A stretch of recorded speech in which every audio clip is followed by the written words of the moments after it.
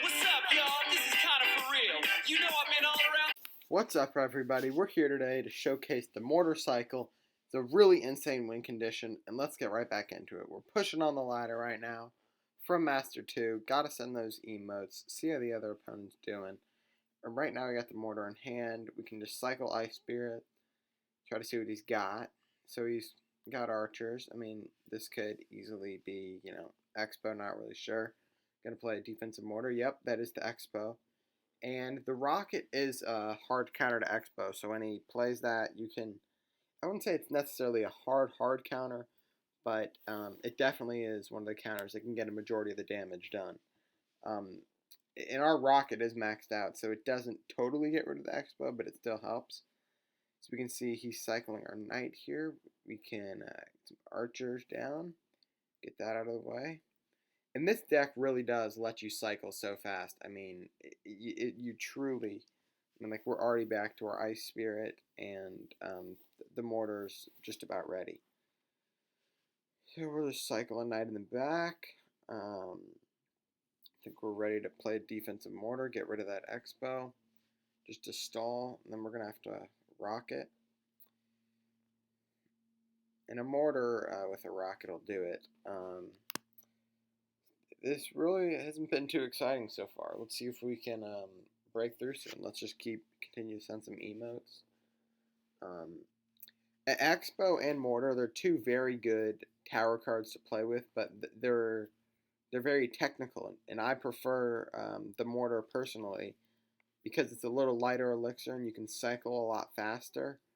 But it's all personal preference. But this is truly a free-to-play deck, as you can see. I mean, it only has one legendary. It's mostly commons. The one epic is that Tornado, which can be very useful. As you see here, I'm going to go for an offensive Mortar, but he counters with the Tesla.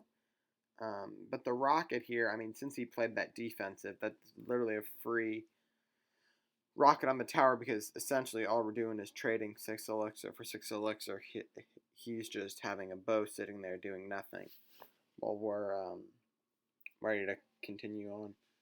But as a Tesla, I don't really get the point of that. I mean, it doesn't really have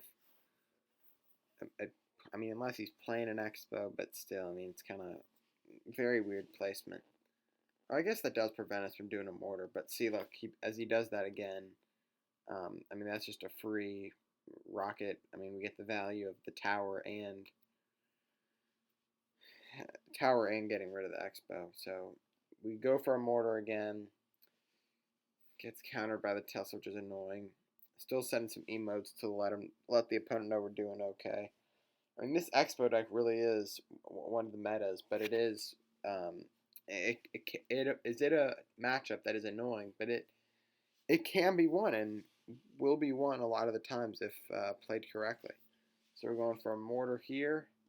I mean, even like cycling the log there just gets us easy tower damage. I mean, a lot of the same strategies you would use for the Mortar as the Expo, but the Mortar's, it's more accessible to players. It's free to play than the Expo, and it's pretty forgiving, I would say.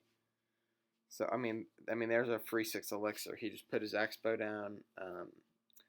In Expo, players can go for that defensive Expo, but I mean, essentially, that's just a free Rocket on tower because that's 6 elixir for 6 elixir. And the Expo, I mean, it isn't really going to be doing much. So that's a real help to us as we go for another Mortar. Probably should have played the Knight first, but it's okay. Log cycle on tower. Get rid of those archers. These matches can take a while too, but eventually, if you just stick with it, you'll end up like cycling and getting it. So we Rocket this Expo right here. Keep the defensive Mortar, and eventually we can cycle Rockets on tower, which will end up giving us the Dubski, because the Rocket, I mean, this Expo cycle really is at the top of the meta right now. But what separates this is, I mean, the Rocket, the Rocket really is a great card. It can do so much more damage than the Fireball for just 2 more elixir, and it can counter cards like the Expo. So as he puts another defensive Expo down, we get a free Rocket on tower, and game should be wrapping up pretty soon. As we see, we'll just continue cycling. The knight will absorb the fire spirits. Play just mortar to soak up some of that expo. I mean, you have to counter that with the rocket. I mean, you can't really do anything about that.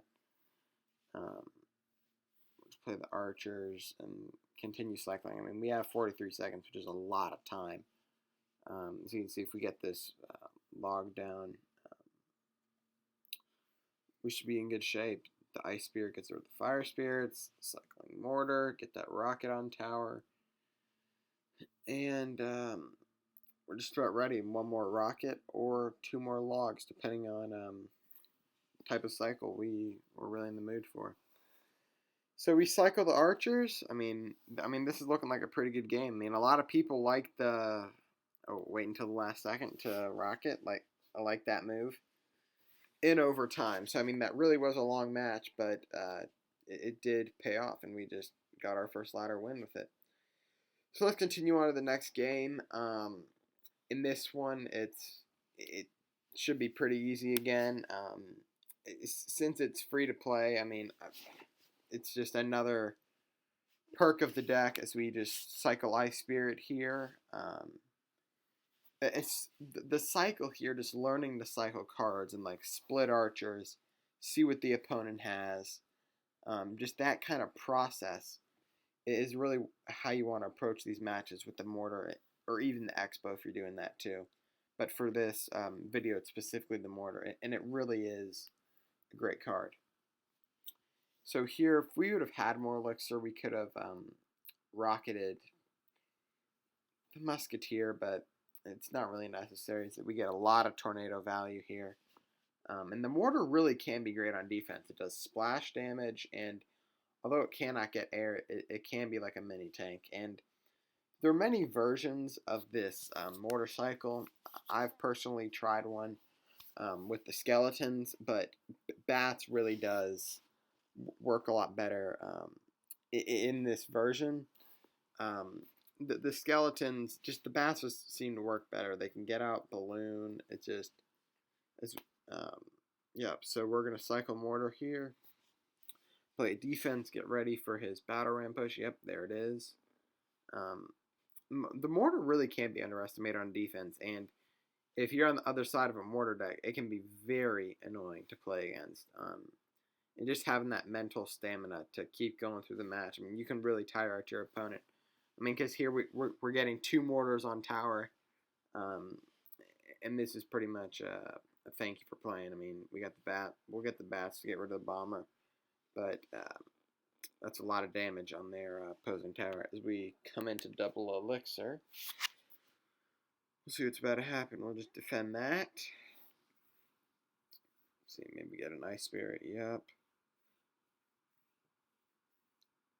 Oh, thank you very much for telling me that the Wizards lost card. So now we know to not waste rocket on the musketeer if we see it again, because we know he's hiding that wizard from us, because he had 7 cards and hasn't shown us the wizard yet. Thank you very much for showing us that. I mean, that's also a fun part of playing Clash. I mean, to have players in your community just being able to tell you, look up the clan real quick if it's in English. If not, it's hard to do that. But just knowing what their cards are. I mean, I know the pros do it on Discord. It's just a fun part of the Clash community. So still waiting for the wizard here as we are just cycling. Oh, yep, there it is. Let's use that rocket. I mean, that's really a lot of value for just 1 more elixir. You get all that damage on tower.